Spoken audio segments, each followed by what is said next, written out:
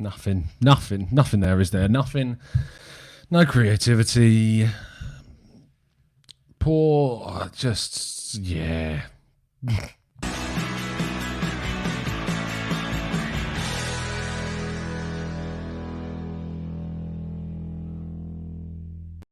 Hello and welcome to the Gooner Talk, back again with you guys for another show after Arsenal have lost 1-0 at home to Leicester City in one of the worst games that I've ever had to witness us watching. That was so bad. It is just ridiculous how little creativity there is in this Arsenal team. I've got a lot of bones to pick tonight. Arteta is certainly in the firing line in today's show with some of the tactical decisions that we made. I really didn't understand when you go to a back four to decide to play with a flat midfield three.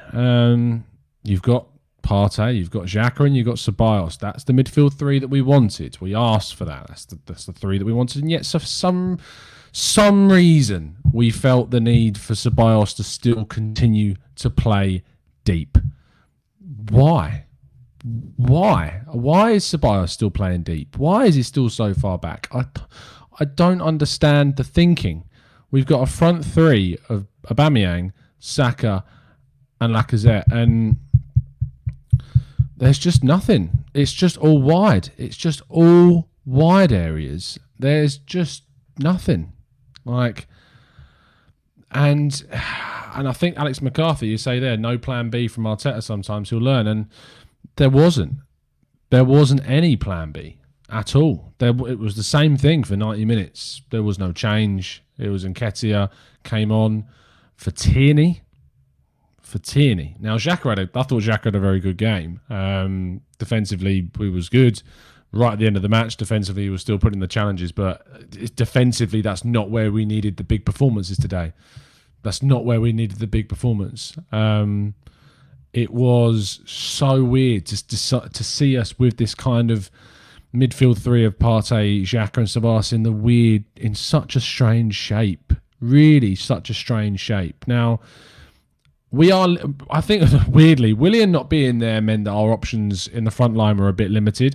It meant that Saka had to kind of go into that. Now, I would personally put Saka in at that number 10 role. That's what I would do. I would be putting that putting Saka in at number 10 to be the creative force. But if you remove Saka, then you're either putting Nelson on the wing, because Willian at the moment is injured, or you're putting Nketiah on the wing, or you're putting someone else on the wing.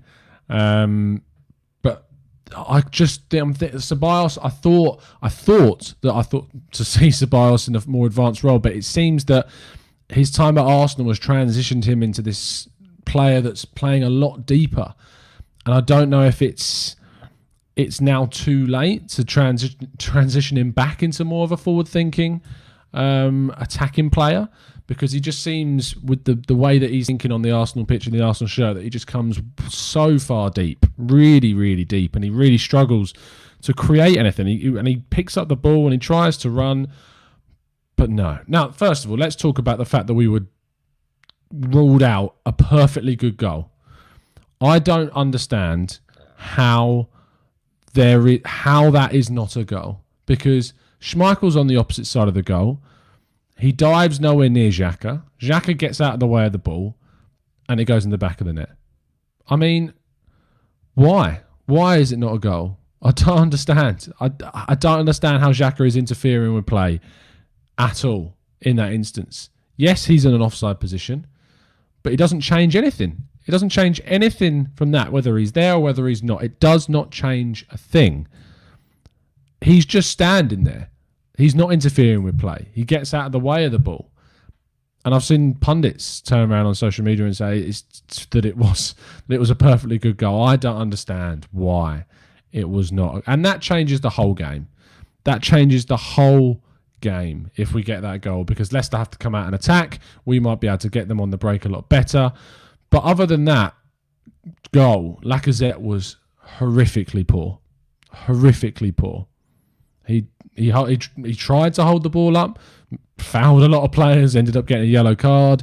Doesn't really link up play when he does hold the ball up. He's nowhere near. I mean, if you're offering me the chance to swap a Lacazette for Olivier Giroud, I mean, I don't see what Lacazette brings you anything extra than what Olivier Giroud would have done. I don't think that extra money that we've spent on bringing in Lacazette has progressed us in a striking role, in my opinion.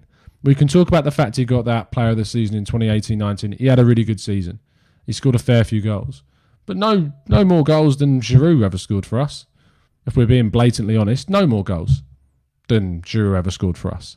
It's not an improvement. It's not improved us in a striking position, has it? He has not improved the striking position. Now, the striking position should be being filled now by Aubameyang. And it's not down to the fact that I don't want to see him on the wing. I think he can be effective and has been effective on the wing. But because we are so lacking in a striker, Aubameyang needs to go there. He has to play there. It's as simple as that. He has to go there. Like it's as simple as that for me. He has to go there. Let's get some of your comments in the chat, because I feel like I'm being a little bit. Let me scroll up to the top. I don't know if I've missed it already. But I saw a comment at the start saying that I needed to justify my decision for wanting Thomas Partey over Houssem Aouar. Now, let me just touch on that briefly. Yes, Arsenal lack creativity this game. Would Aouar have provided that? Probably. Well, if you actually look at Aouar and if you know a little bit about him and if you talk to the right people, that you'll understand that Aouar is not a consistent performer. And that if the team, in general, being Lyon, that he's playing for are playing poorly, he's not the type of player that brings Lyon up. He's the type that will drop down to the same level that the rest of his players are playing at. If you don't want to believe me, go speak to Jeremy Smith, who watches French football week in, week out, and watches Aouar week in, week out. He's not a consistent player. Now, what we saw from Partey today was, I don't know if you were able to see, but you need to be looking of a little bit more of a broad spectrum, is that the way we played with the fullbacks so far up the pitch is enabled by Partey being there. There were chances, Tierney in particular was given so much more freedom by Partey being there. Now, this isn't the type of game that you're going to see Partey at his best, because when Partey is playing at his best, it's going to be at a team that is attacking us. Leicester sat back for the majority of that game and took chances when they could. And when we got the ball back, they were very quick to get back. Now, what Partey will do is, in the big games against some of the bigger oppositions away from home, is to be able to progress that ball up the pitch. But when you're camped on the edge of your box and we're camped on the halfway line trying to find that pass incisively, Partey's not going to change that. Partey doesn't change that. In combination with a better creative midfielder in the midfield with Partey, that's a really good combination. But until January, we're not going to see that. We're not going to see that. But to go out and attack the decision to sign Partey based on that performance is naive and silly. So do not come out and say that the decision to sign Partey is wrong based upon that performance, because that's a joke. Frankly, that's a joke to turn around and say that. Am I saying that Aouar wouldn't have helped us in this game? No, I'm not. What I'm saying is that Partey is the right choice to buy now, because hopefully we can add some creativity in the team once we've got Saka playing centrally, in my opinion. If Willian comes back, maybe, but we do lack in that front line. We're clearly lacking Aubameyang being central. We're just lacking something at that number 10, that creative position. We desperately need something. We need something there. I don't know what form that will come into. I really don't know. Now, let me talk about Nicola Pepe for a second. I think we're past the point now, unfortunately. I think we're past the point now where we can... It's really hard to talk about this because, like, you don't want to bash. I don't like bashing players, and you have to be analytically critical at the right times. And I think this is the right time to say that when Pepe come on, didn't offer us anything. Didn't offer us anything again. I'm really concerned with the decision of the club to sign a player that came from a club that based The majority of his attacks on counter-attacking football, and in the games that we need to break teams down, he can't do it. He can't take on players. He's predictable. He always goes onto his left foot. His final product is not up to standard. He is not a £72 million player. He's just not. That's the price it costs to get him. And I'm not saying that a value instantly means that's what the player is worth, but it doesn't matter at the end of the day because we paid that. We paid that amount of money for Nicola Pepe, and he doesn't offer us. It doesn't offer us enough on a consistent basis. He might pop up here and again with a goal like we saw against Sheffield United, but it doesn't. It really frustrates me that we've spent that amount of money, because you can look at someone like Wilfried Zaha, who can win games by himself for Crystal Palace. And I just feel that maybe we should have spent that money on someone who was used to the league, that was proven in the Prem, with money that you could spend on a player of that calibre.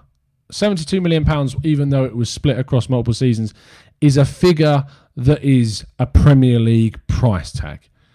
And we still continue to not spend money on Premier League proven talent, either that is young or that is in their prime. I'm not talking about Willian. It doesn't come into the bracket.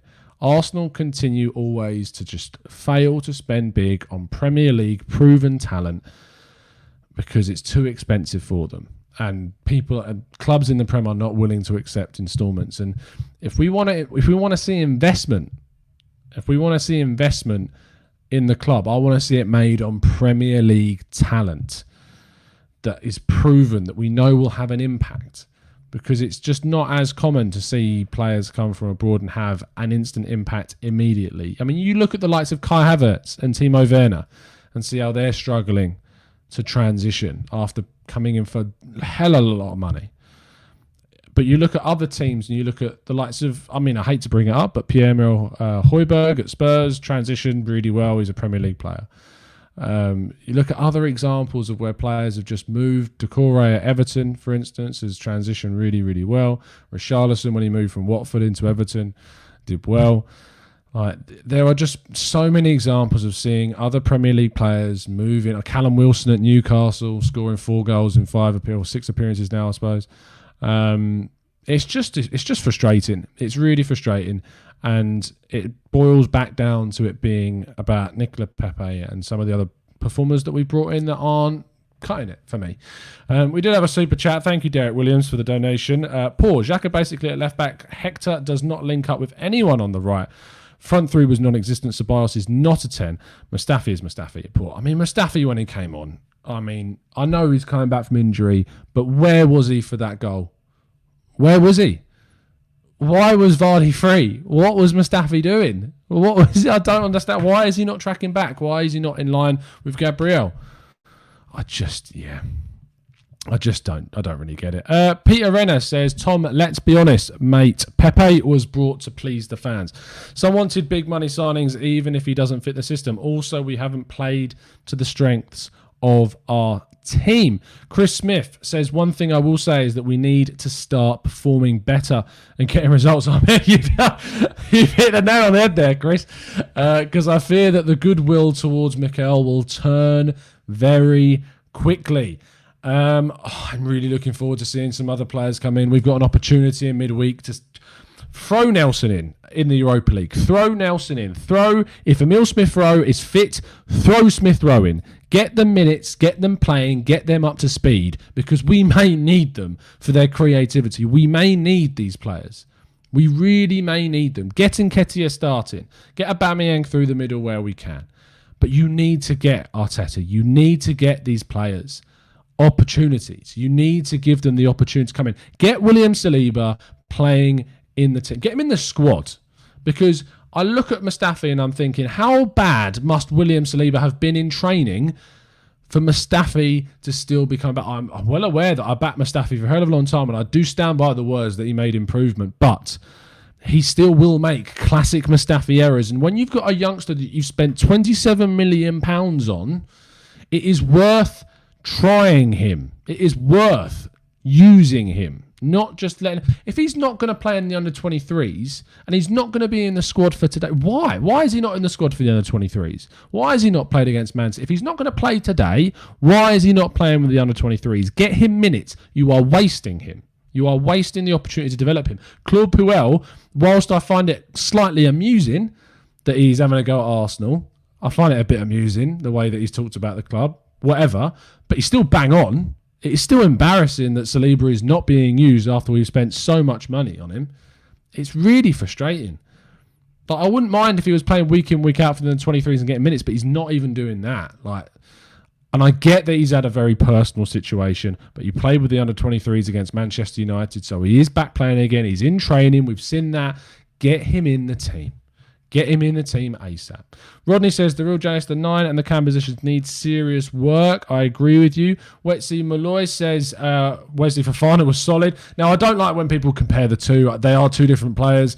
I mean, the difference in the fee that they cost, Wesley Fofana was excellent for Saint Etienne, but was arguably just as good as Saliba. Saliba is just as good as Fofana. So if they're able to play Fofana, I get that argument. I think it makes more sense. Initially, I think I batted that argument away to think they're two different players. Leicester's different. If he's good enough for Leicester, if he's good enough to come in instead of a very experienced Wes Morgan, and I know that doesn't sound much, but he's been at the club a long time and very solid for them at times. If you're able to bring in Wesley Fofana, why are we not trying out Saliba? Why? Why not? I thought we really struggled when David Luiz went off. You have to say that David Luiz has had a good start to the season, and some of the balls he was playing out to wide positions was some of our best play. We looked a lot worse after David Luiz went off. And that's a really strange one. A really, really strange one. I'm not going to talk about the elephant in the room because there's no point. He's not in the Premier League squad. I'm not going to talk about it. Matt Alexander says, what is our identity, Tom? Genuinely, no tactics. All we do is sit back and let the team play. We've done all season. Mikel must be questions about going forward. I agree with you. There's a point in time where you have to come around and you have to question things, and I think that it's a fair point in time to do that now. I think there were times at the start of the season when we were winning cups where people were starting to question things. That's the wrong time. Now's the right time. I'm happy to have a sit and chat and discuss about Mikel Arteta's style of play. Now, what I would say is that he's had to come in, he's had to steady the ship, he's had to sort our defensive side of our game out, and he's done that. Defensively, we look a lot better. That's not really debatable. Defensively, we have looked a lot better as a team. In fact, we got one of the best defensive records in the league since Mikel Arteta took over. However, we've been focusing so much on being more compact defensively that I think that we may have detracted away from trying to be an offensive force, because our style of play right now, Matt, is defensively solid, try to do something up top. And that's as much as I can say about it, because defensively we look a hell of a lot better, but in the other end of the pitch there is no imagination, there's no dynamism, there's no cutting edge, there's very few real great opportunities being made. And when we get those chances, like we saw against Liverpool, like we saw against City, like we saw with Bellerin's chance today, we haven't taken those chances. And that has been the biggest problem for us in the final third, as well as creativity, is a lack of composure, a lack of clinical finishing. And when we get those chances, we don't take them. So if it comes down to the next few fixtures, Manchester United now is a massive, massive test for us. If we can get something against Manchester United, that's big. It's undeniably big. If we can get something against that Man United team, that's great. I think the game suits us better. I think it's better because they'll come on to us rather than Leicester sitting back. I think there's a chance. Although, if you're Ole Gunnar Solskjaer and you're looking at that Arsenal performance today, or if you're any other team in the league, you look at that Leicester performance and you go, anyone could do that. Anyone could sit back and absorb pressure as long as it takes, because there's no creativity.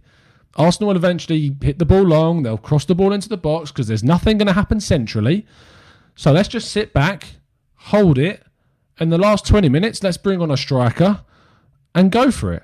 If it works, it works great. If it doesn't work, it's a game against Arsenal where you could arguably be afforded to lose points. But there is no reason why no other team in this league could look at the way that Arsenal's, and I'm talking about anyone outside the top six, anyone could look at that performance today and go, we are going to copy that. We're going to copy it player for player. Positions, formations, tactics, substitutions. We're going to copy that because it works. Because Arsenal lack creativity. I'll tell you, any team in the league will be able to copy what Leicester did today and do it. And it will work because we lack so much creativity until something changes. Arteta needs to get his finger out his backside and really work on that front line and work on getting a little bit more creativity, because it's not happening right now. It's really not happening right now. Chris P, thank you for the donation. First experiment with a 4-3-3. So thin defensively. Saliba obviously is not ready or would have been on the bench. Mustafi on after a lengthy injury. Disappointed, but there's all, you know me, I always take positives from games. Partey I thought was great. Xhaka I thought was decent. Saka I thought was lively, but eventually when he got that knock, he weren't great. David Luiz was excellent, other than when he got that injury. David Luiz was excellent. Also, big shout for Leno. Obviously, first 3 minutes had a bit of a mare. Big save at the end, about Vardy. I know it will go completely forgotten, but 1-on-1 against Jamie Vardy, and he saves us from going when we could have actually. If Vardy scores that chance, we're completely out of it. Leno 1-on-1 keeps the composure, saves it, and you should put some respect on his name, to be honest. But yeah, it's just really. I just don't really see. I don't really see it changing in the short term yet, because I don't think the personnel is there for it to change. I don't think, and I've seen a lot of crude people in the chat box putting Arteta out, which I think is silly at this point. I don't think you look at any other coach. I mean, please tell me, people that are putting Arteta out in the chat, I would challenge you, which coach comes in right now and gets more creativity out of the squad that's available in the Premier League? What do you do? What do you change? In my opinion, you put Saka at 10, which I think is doable, but we've got Willian out, we've got other players out, and I don't think I had much choice but to put Saka on the wing. I still thought maybe you could have put Nelson in there, but it's a risk because you drop down in terms of quality. You could put arguably Aubameyang left, Pepe right, Laka in through the middle, but I don't think Laka's offering too much right now. With this squad, who's getting more? You can shout Nagelsmann, you can shout Bielsa, but in those teams that they've got creativity. They've got loads of creativity in their squads. So it's pointless shouting out names of coaches, because you can look at their squads and see what they've done. But until you've actually realised that they're coming into Arsenal, it's not like they're picking up RB Leipzig and dumping them down in the Emirates. That's not what happens. What other coach is going to come in and add any more creativity to this squad? Why? Like, it's not going to happen, is it? It's just not. It's not going to happen. Oh my God! Honestly, Ozil people can just shut up, because it's pointless. Why are you wasting your energy? He's out of the Premier League squad. He's out of it. Why are you wasting your energy? It's pointless. It's pointless. Ronk says, Tom, you are literally screaming why we should have signed someone other than Partey. No, because again, I don't need to point this out, because I'm finding the argument really naive, but Partey was a priority for us defensively in the midfield. We needed to add that central midfield tank, the progressor. We needed to add something, because I'm sorry, but in the games against Man City and Liverpool, in those games, they make no difference. Our arm makes no difference in those games. Absolutely none whatsoever. So to turn around and say that Partey was a mistake to sign is silly. It's so silly. And it's so easy as well to turn around now. It's so easy to, after this game, to say, oh, we should have signed our instead. It's so easy. We need to get some people out of this chat box. I can just see. There we go. Let's have a look. Here. City and Liverpool are 4 games a season. I'm not talking about just those games, mate, are we? We have come up against lots of Big Six sides. We have 10 games out of 38 that we drop 30 points in every season. We drop 30 points in these games against Spurs, Chelsea. We drop them every season. We lose to them at home. We definitely lose to them away, and we're very lucky if we pick up points to them at home. It's very fortunate if we do. And they're the games that we need to change. We know against Leicester's and Wolves and stuff, we can pick up points. We can pick up those. We can get those wins in those games. But the biggest difference for Arsenal comes in those big fixtures. So to just ignore them is the reason why you are where you are and why coaches are where they are. It's as simple as that, to be honest. It's a pointless argument this time.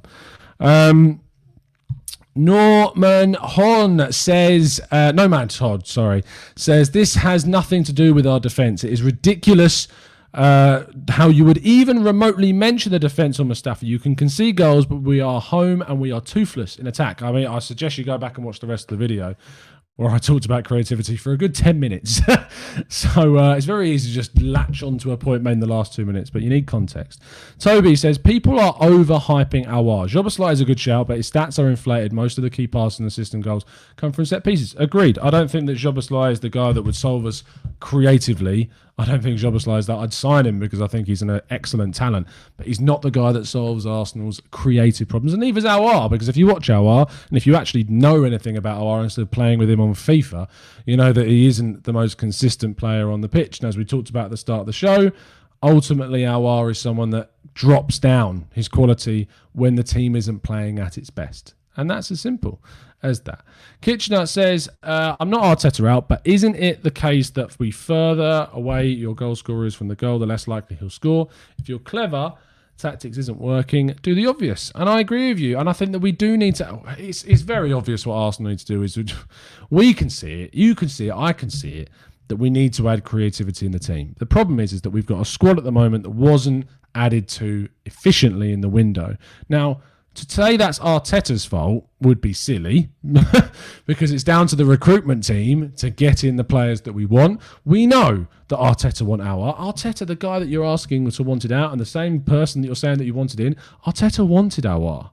He wanted him. And if you read up on the latest information, if you do your reading on it, Edu was the one that pulled the plug on the Aouar deal really early on and turned their attentions to Partey. They wanted to prioritise, Edu wanted to prioritise physicality and stamina and speed, and he did that when he got in Gabriel and Partey, who were two excellent signings. But we still missed a very, very key aspect of our window. We still missed getting in a Houssem Aouar. We still missed getting in that very key creative player. And that's going to cost us this season. That's going to cost us. And it's not anything about Ian Arteta.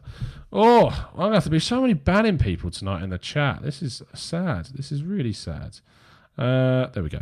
So, Rydog probably could have had Aouar if they didn't sign Willian. I don't know about that. I think that the Willian situation was, 8 million up front, and then the Aouar, they wanted 50 million euros, and they wanted most of that up front, which just, it's not down to Willian, mate. It's not down to Willian. Stonebridge says, missing Ramsey, late runs, long shots. Maybe. I don't think Ramsey was the most creative. He was a bit of an engine. I mean, we've kind of replaced that with Partey and arguably got an upgrade. So I did ban our owner. Chris P says, felt we were unlucky with the goal ruled out. I felt a lack of clinical finishing, highlighted our lack of creativity, and we were progressive, but we were predictable. Ike says, the game changed when Luiz was hurt, and he was a quarterback from that back line. He was, and I said that earlier on. Luiz going out really, really hurt us. It really did. Goose 1066 says, our short play is very bad at times. I see us smashing the ball to players. Now, there is elements of a game where long plays do work, but there is certainly too much of it going on. We're getting very reliant on these long balls because there aren't enough options. And for some reason, when we went for that midfield three, if you play with that pivot of a two, you give yourself immediately two deeper midfield options that provide the passing lanes for the centre-backs or for the right-back and the left-back.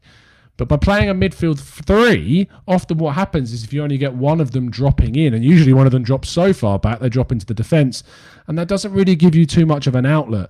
If you think about when Arteta actually played, we had Per Mertesacker, and one of the most common passes that we saw in the Arsenal setup was Mertesacker passing the ball to Arteta in the centre midfield, turning and playing the ball forwards.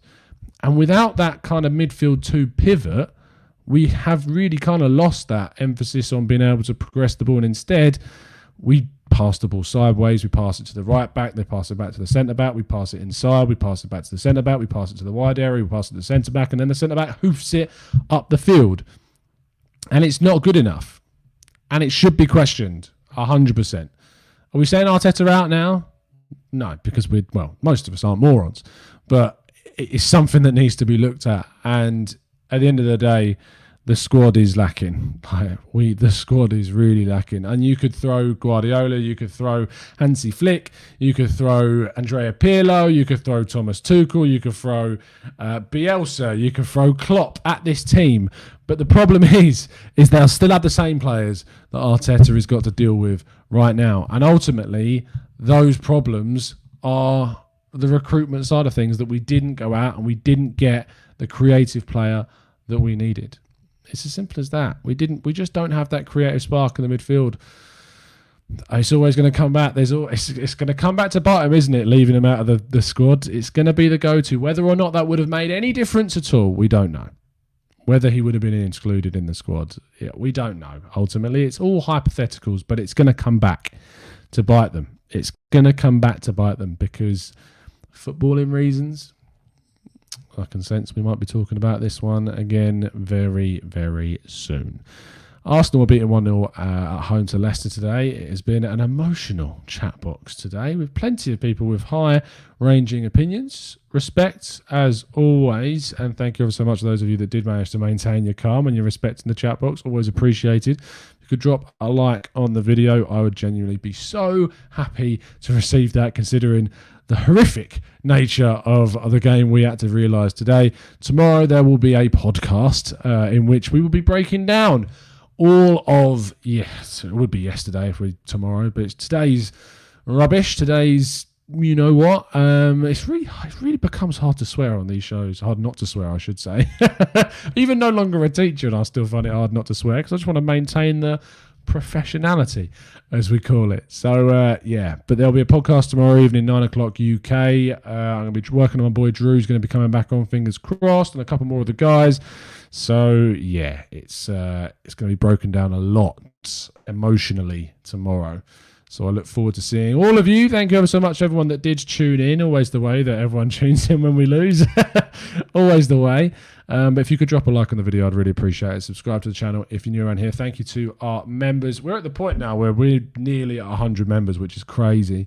Thank you ever so much. On Tuesday will be your exclusive piece of content with French. Absolutely buzzing to be having a chat with French about everything. We've got a lot to talk about on Tuesday now, that is for sure.